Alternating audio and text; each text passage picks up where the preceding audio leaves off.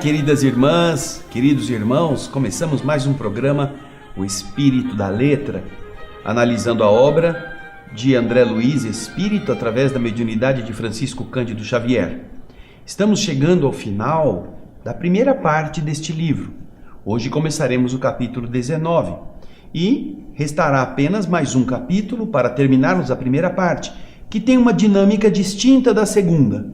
Mas você acompanhe esses capítulos finais da primeira parte e prepare-se, porque eles são muito interessantes, como o restante que nós já fizemos. Não esqueça de falar para os seus amigos, para as pessoas que gostam de estudar, que este livro é muito rico, cheio de informações, cheio de revelações, e com isto eles também poderão desfrutar.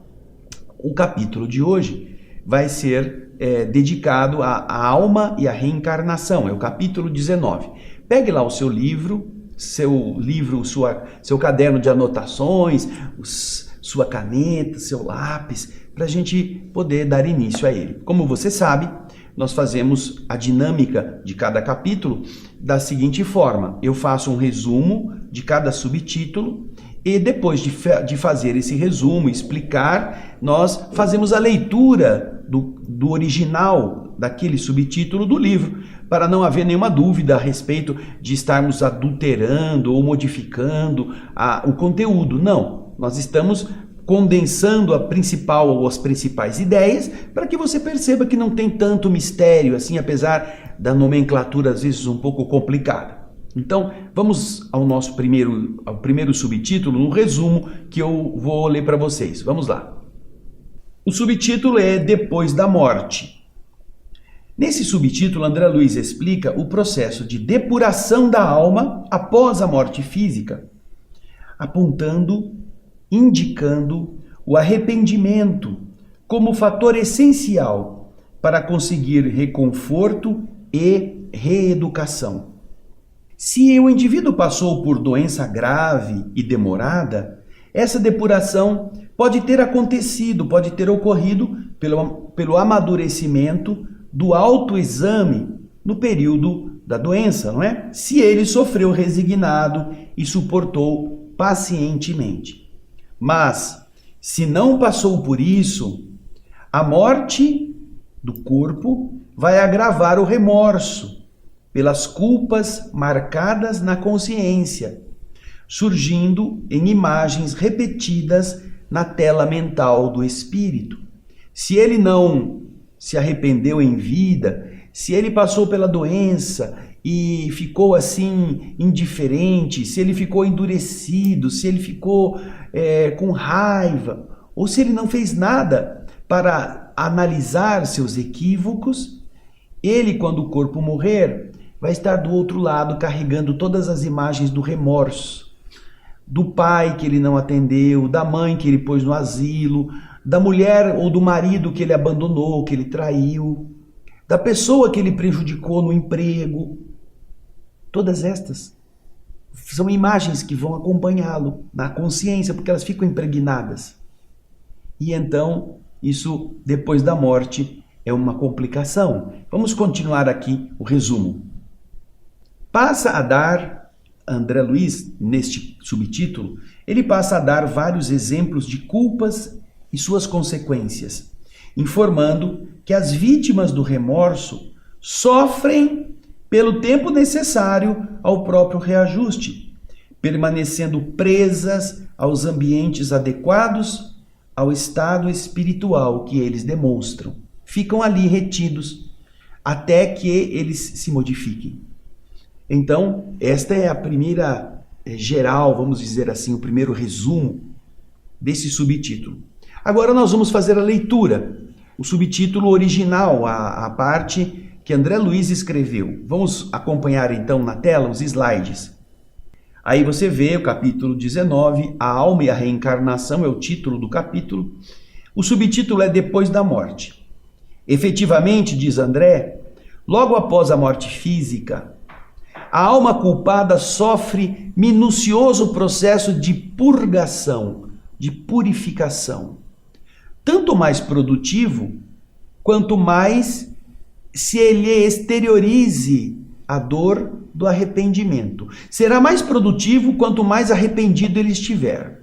E apenas depois disso, apenas depois dessa depuração pelo arrependimento, é que ela consegue elevar-se a esferas de reconforto e de reeducação.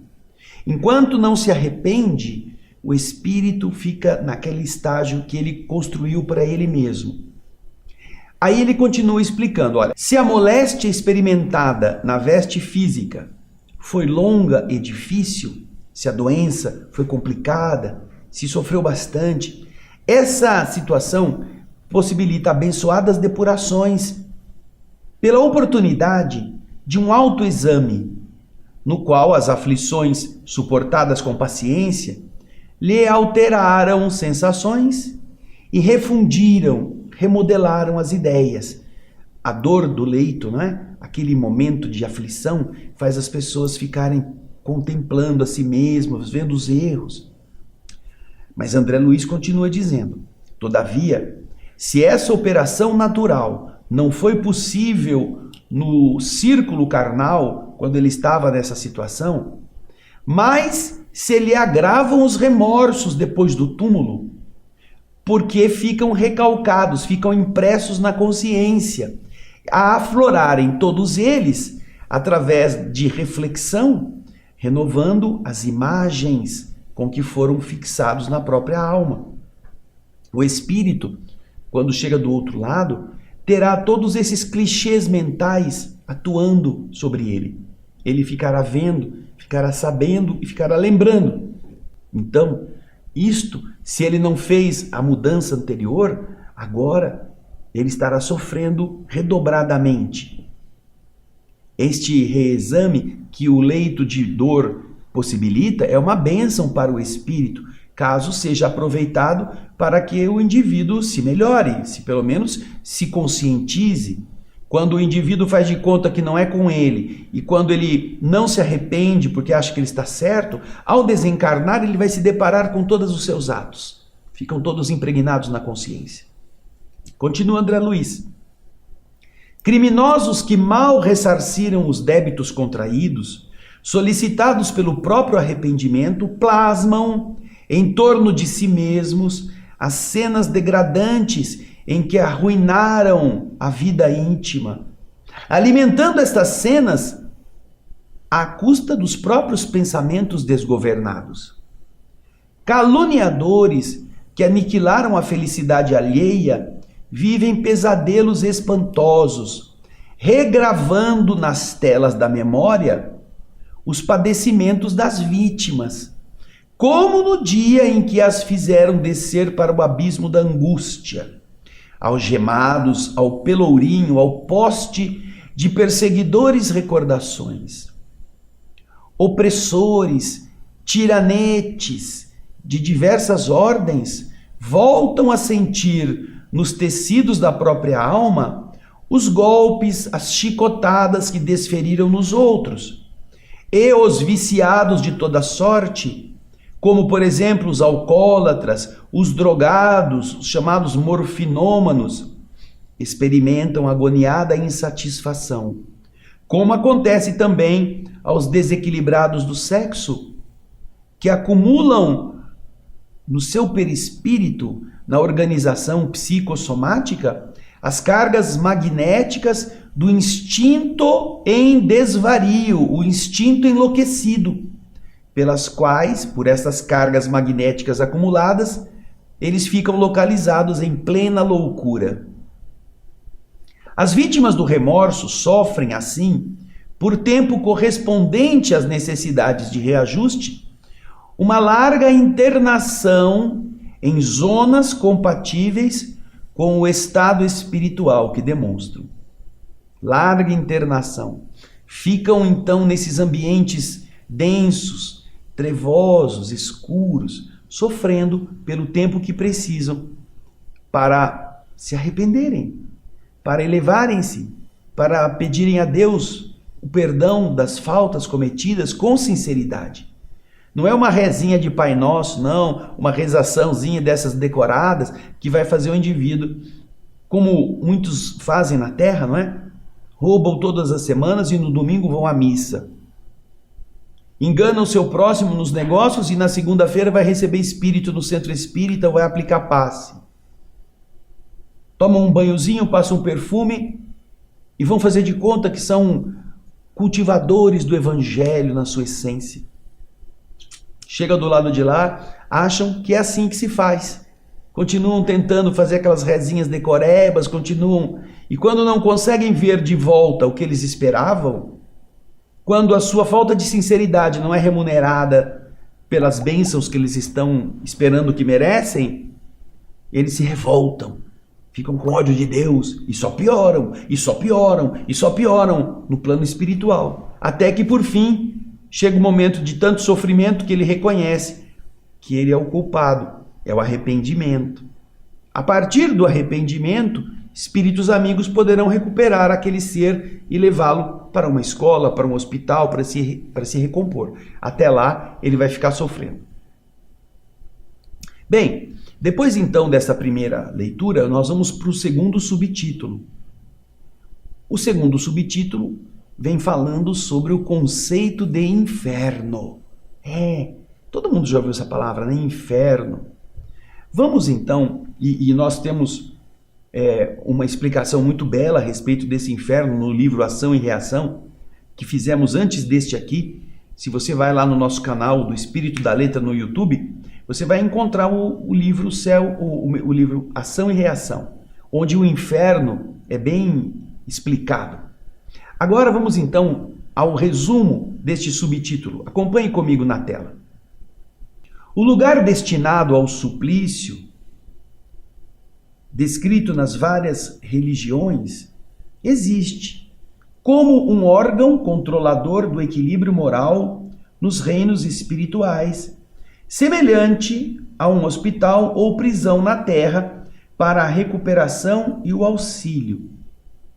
No mundo espiritual, esse ambiente depurativo, ele reúne os enfermos e os endurecidos num encontro, numa associação, numa sociedade dolorosa. Eles ficam juntos.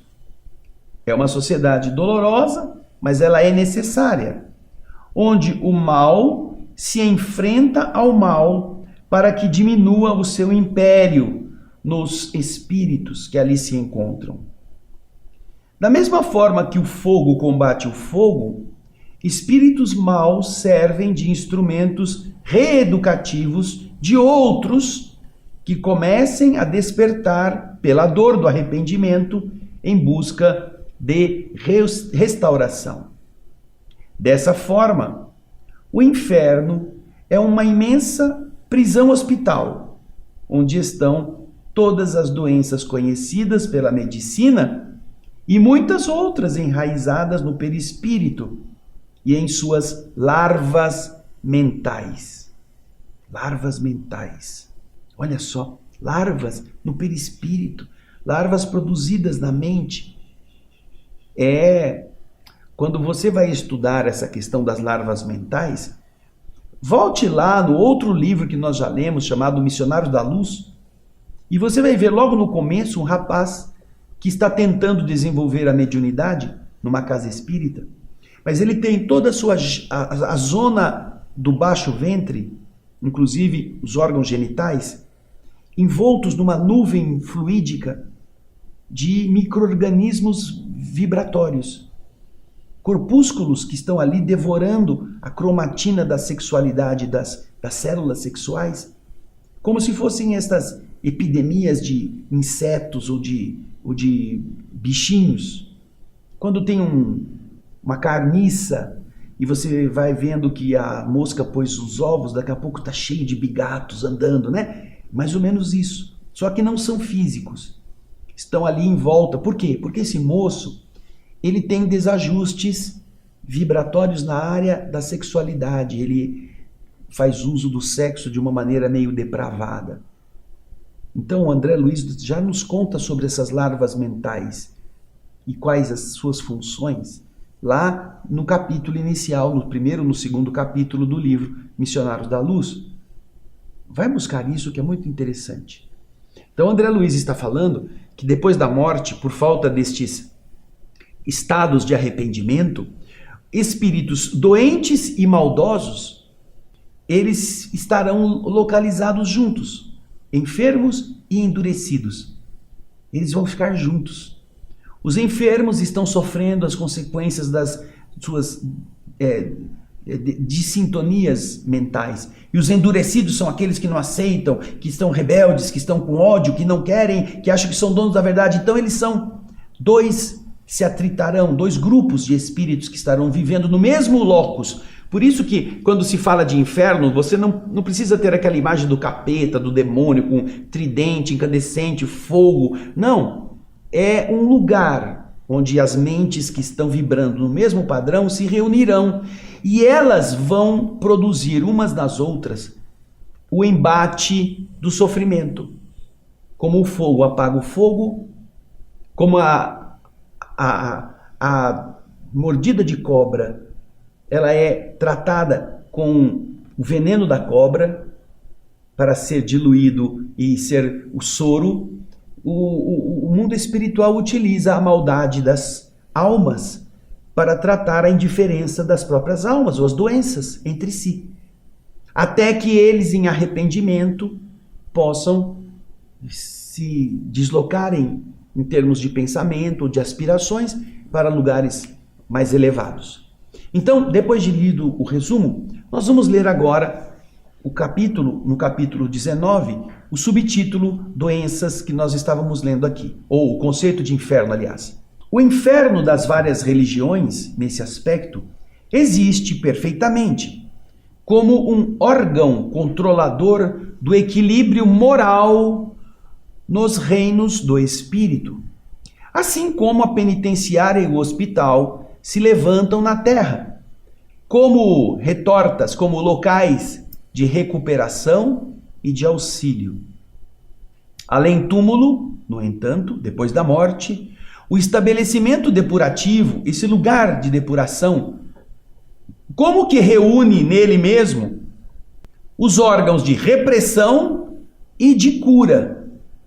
Nesses lugares, há tanto os que estariam ali sofrendo repressão, quanto os que estão em processo de cura. Por quê? Porque as consciências endurecidas, aí se reúnem as consciências doentes, os enfermos e os endurecidos, na troca, na comunhão dolorosa, mas necessária, em que o mal é defrontado pelo próprio mal, a fim de que, em se examinando nos semelhantes, ao você observar o mal nos outros, enfraqueça por si aquilo que você tem de tarefa destruidora, em que o espírito se desmanda, em que ele se desregra. Você vê no outro a tragédia, então você aprende que se você continuar daquele jeito, você estará daquela forma. Então, você ao perceber essa relação, esta correlação, o espírito pode começar a raciocinar e pode então diminuir, enfraquecer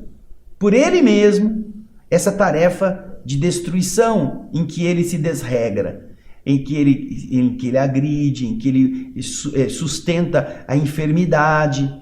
Veja que interessante. Não é que é a maldade, é a agressão que vai fazer com que eles se vinguem uns dos outros, mas é você observar os efeitos junto daqueles que, como você, estão também sofrendo. É como mais ou menos, um parêntese aqui, é como mais ou menos quando você pega uma pessoa que está começando a usar droga e você leva no manicômio onde estão os drogados, para mostrar para eles, para esse que está querendo entrar neste caminho, o que acontece.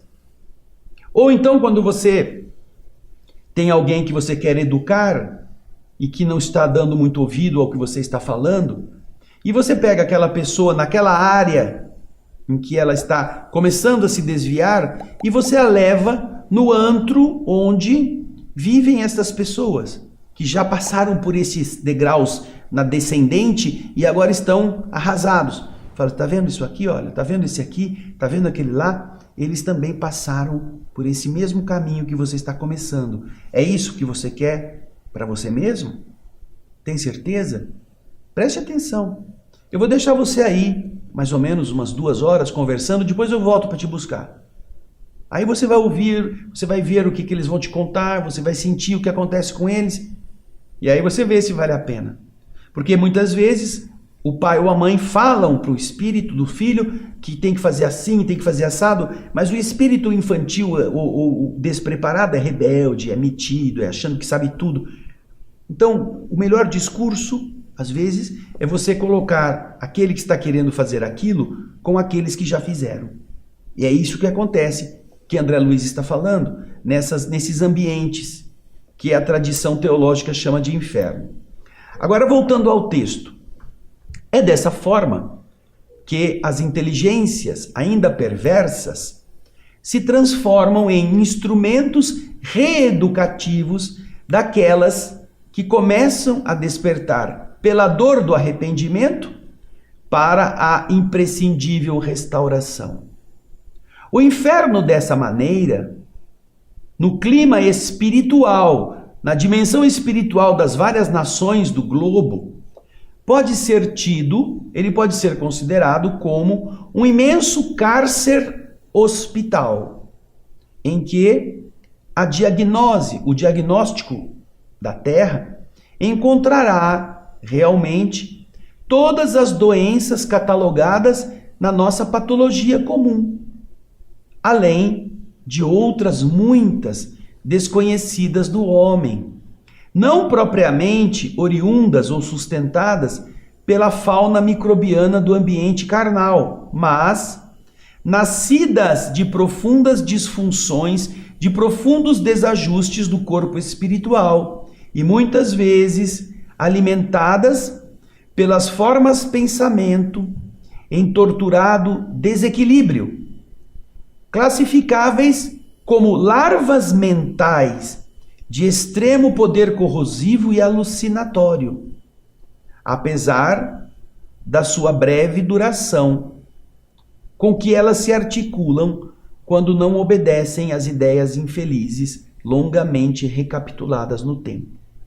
Se o indivíduo mantém as ideias infelizes, naturalmente que este assédio destas forças mentais inferiores, destas larvas mentais, se tornará mais longo. Porém, quando o indivíduo começa a sentir-se consciente do que está acontecendo, ele perceberá os malefícios que ele está causando nele próprio. E então, este contato com a realidade vai fazer com que ele desperte mais depressa. A não ser que ele queira ficar por ele mesmo, ficar nessa condição, e ele vai sofrer o tempo necessário. Entende? Que não precisa do demônio, não precisa do capeta. Essas são figuras alegóricas que foram inventadas para criar no homem o medo, e quem sabe com o medo fazê-lo não agir. É mais ou menos semelhante com aquilo que você faz com a criança para evitar que ela faça alguma traquinagem, dizendo que a mula sem cabeça vai vir pegá-lo, que o homem do saco, ele vai à noite vai passar no quarto.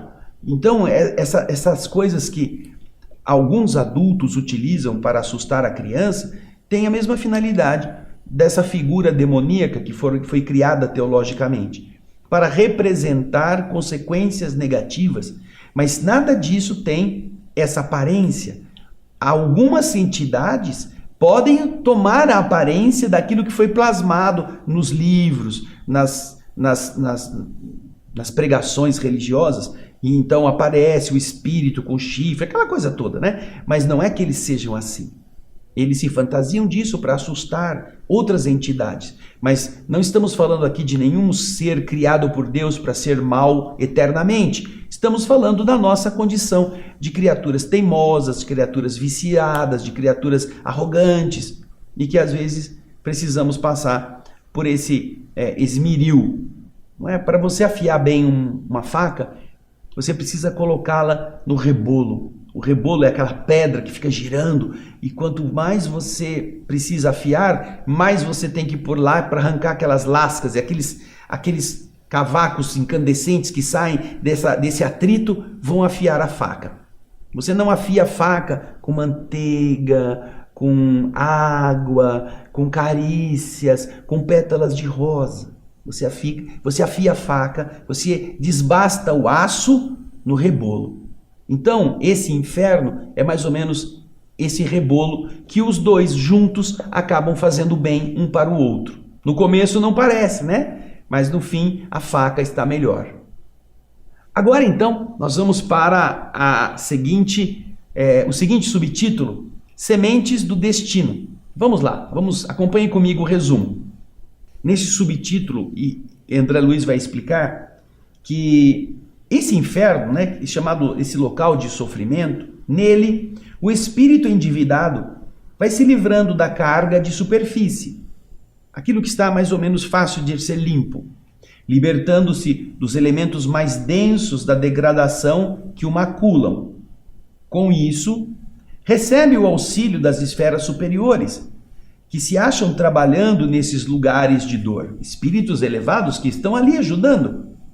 Recolhido a ambientes de refazimento, depois de ele já ter se arrependido e ter se libertado dessa carga de superfície, avalia os males e sofrimentos a que deu causa, acusando-se a si mesmo e suportando o peso da culpa por ter perdido as oportunidades de elevação e do conhecimento que o mundo lhe propiciou. Alguns se matriculam em escolas espirituais para se aprimorarem. Porém, mesmo quando melhoram, carregam na consciência o que André Luiz chama de sementes do destino, na lembrança dos erros cometidos. E por isso, solicitam novas reencarnações como remédios para acelerarem sua depuração pela limpeza da própria consciência. Aqui André Luiz faz uma explicação muito interessante. Existem 2 níveis dos equívocos, 2 níveis daquilo que nós fazemos de mal. O primeiro nível é a carga de superfície, que ele chama.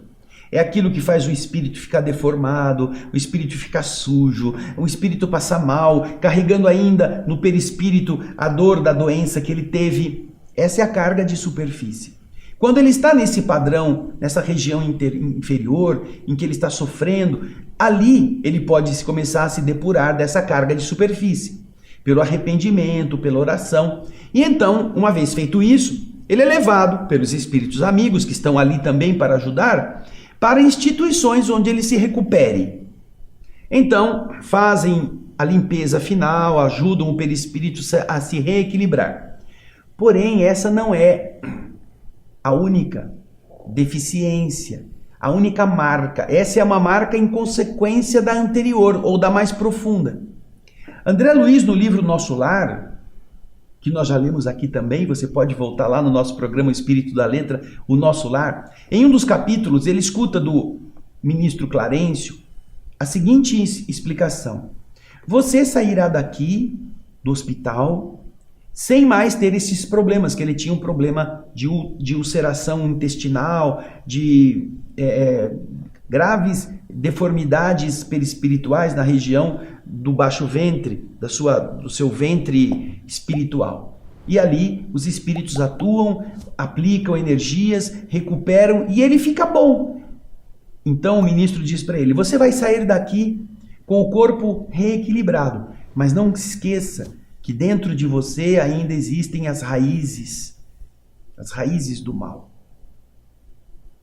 Na minha casa, eu estou fazendo uma reforma, e a minha casa tinha cercada no muro externo aquela trepadeira que a gente chama de ficus, uma trepadeira unha de gato que vai subindo pela parede. Só que nós precisamos tirar, porque precisamos reformar o muro. Então arrancamos toda a trepadeira que fazia anos que estava ali. Quando arrancamos, chegamos no solo onde ela estava e cortamos ali o talo, cortamos no talo, não tem mais folha nenhuma. Pois não é que essa semana eu vou lá e começo a perceber que está nascendo da raiz de novo mais um começo da unha de gato para subir no muro.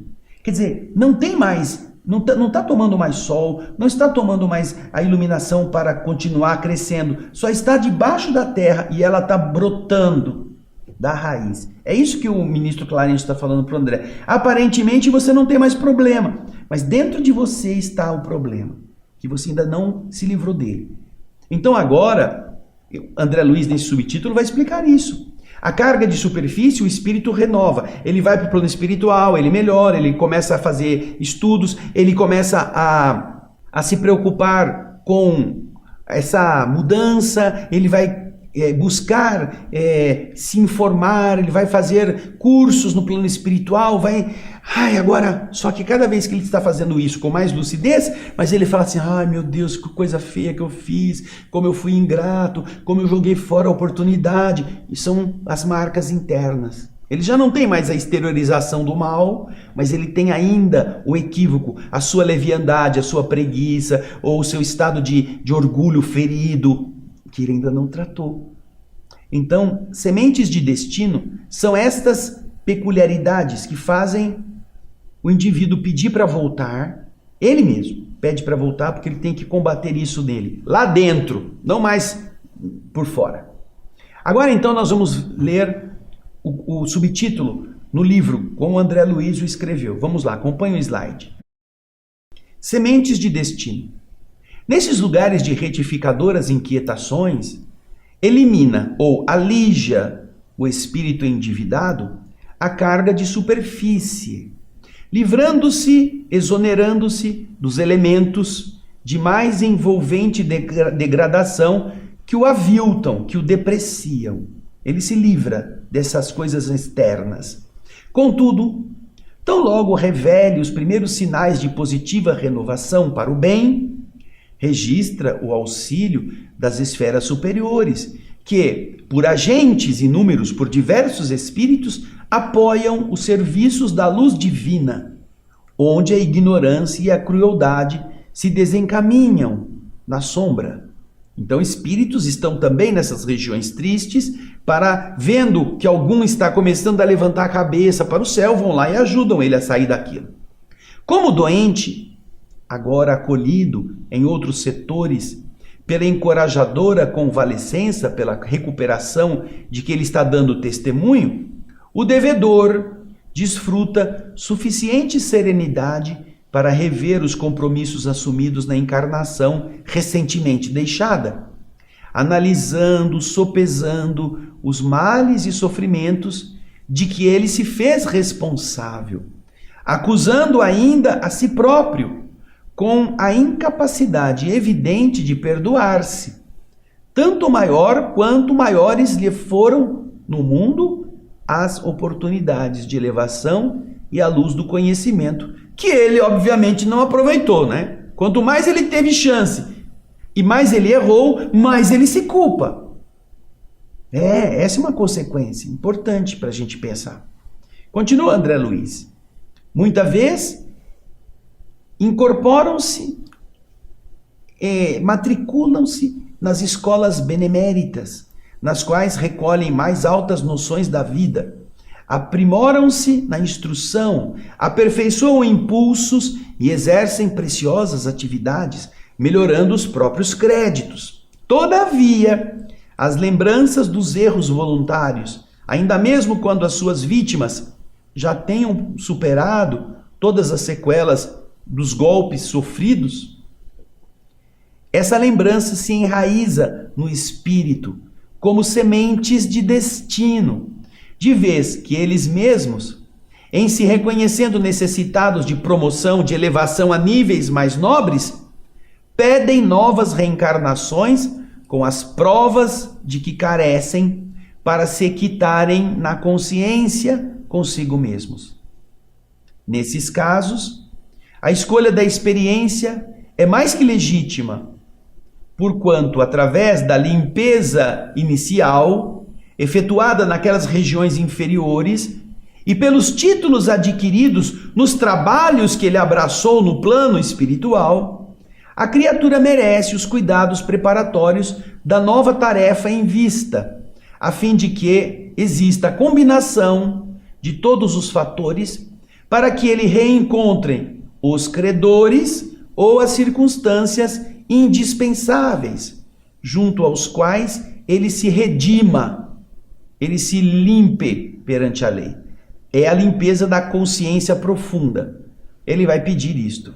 Ele vai preparar isso, ele vai ter apoio para voltar e estar com as vítimas do passado, estar com as coisas que ele passou e que ele cedeu para ele agora resistir, tudo isso para ele se redimir. Interessante, né? Muito bonita essa justiça, que não é vingança, é oportunidade de voltar à escola e agora ser um bom aluno. E agora nós vamos para o último subtítulo de hoje. Vamos acompanhar na tela o resumo. Reencarnações especiais. Neste subtítulo, André Luiz aborda o processo reencarnatório obrigatório, chamado compulsório, imposto como uma medida judicial da lei do universo.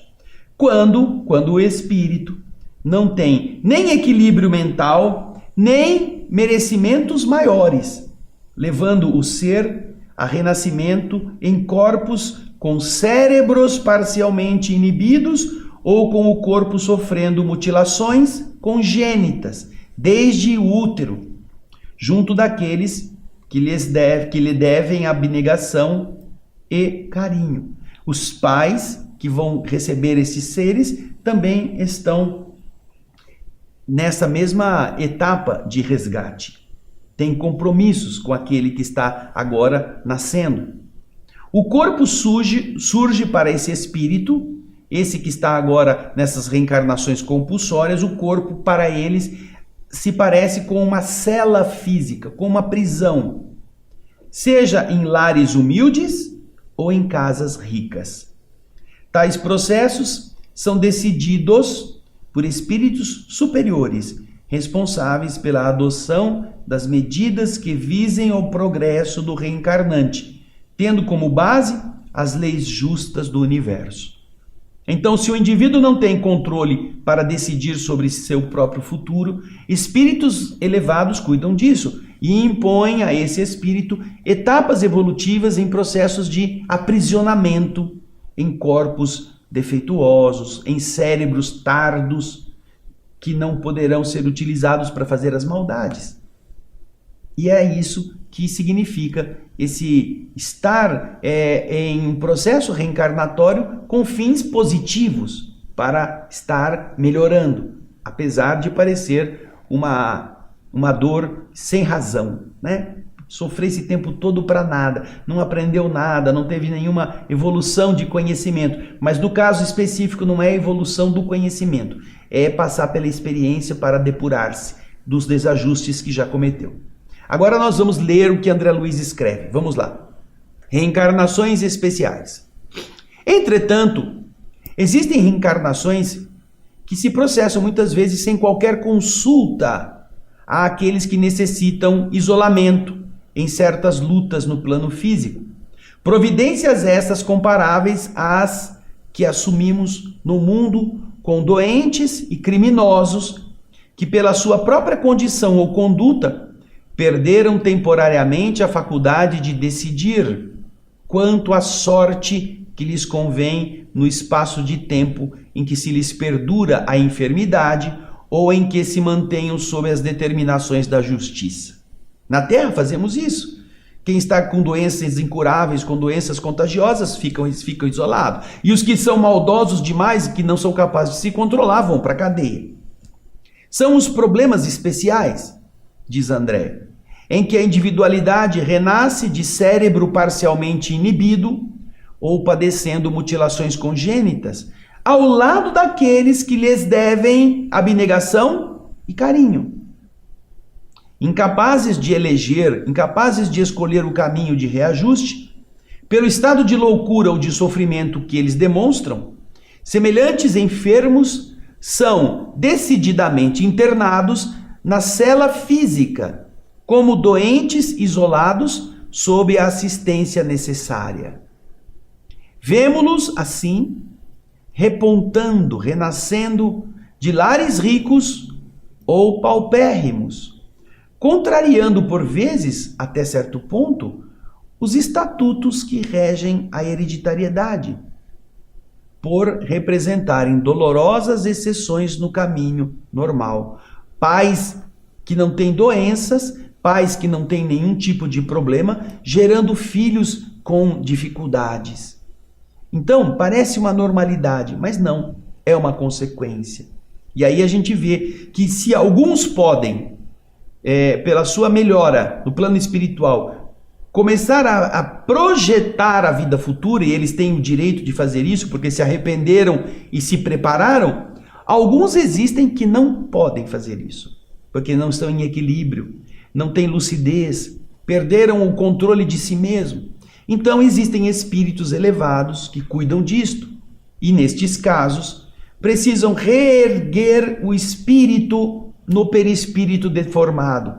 Daí ser necessário transferir as deformidades, os problemas acumulados na alma para um corpo mais denso, como se fosse aquilo que antigamente o povo chamava de mata-borrão. O corpo é o mata-borrão da alma. Então a alma que está cheia de marcas, de tintas, em borrões, ela transfere isto para a densidade da carne. E com isso, com o passar dos anos, o espírito estará mais reequilibrado e a carne poderá levar para o cemitério as suas deformidades, liberando o espírito. Por isso que nestes casos, a reencarnação de chamados espíritos atrasados, espíritos muito difíceis, é uma chamada reencarnação compulsória. Se você fosse perguntar para ele, ele nunca queria passar por aquilo. Porém, isso quando ele tem lucidez para escolher, né? Ele nunca ia escolher isso. Mas como ele não está nessa condição, ele não tem esse merecimento, espíritos superiores organizam o processo reencarnatório, como quando o professor, vendo as deficiências de um aluno, organiza um plano de trabalho com aquele aluno para ele vencer aquelas deficiências, mesmo que ele não goste, né? Interessante isso. Mas esse capítulo não termina aqui não. No próximo programa nós vamos ver a continuidade dos subtítulos, falando ainda desse mesmo tema, a alma e a reencarnação. Já vimos a reencarnação, que agora é a compulsória. Vamos continuar a ver os processos de reencarnação na essência do progresso do espírito. Sem ela, o espírito estaria condenado a ser mal pela sua ignorância para sempre. Mas Deus não poderia ter criado a vida para que quem vive não tivesse outra opção senão continuar ignorante. Ao contrário, nós temos toda a obra de André Luiz mostrando esse esforço, e notadamente este livro, que é a Evolução em Dois Mundos. Obrigado pela sua audiência, pelo seu carinho, pela sua participação. Mande para os seus amigos a notícia de que estamos estudando essa obra preciosa. E assim, eu espero você no próximo programa, O Espírito da Letra, para terminarmos o capítulo 19. Mas já vai lendo, tá? Não fica esperando por mim não, já vai lendo. Um grande abraço, até o próximo programa e muita paz.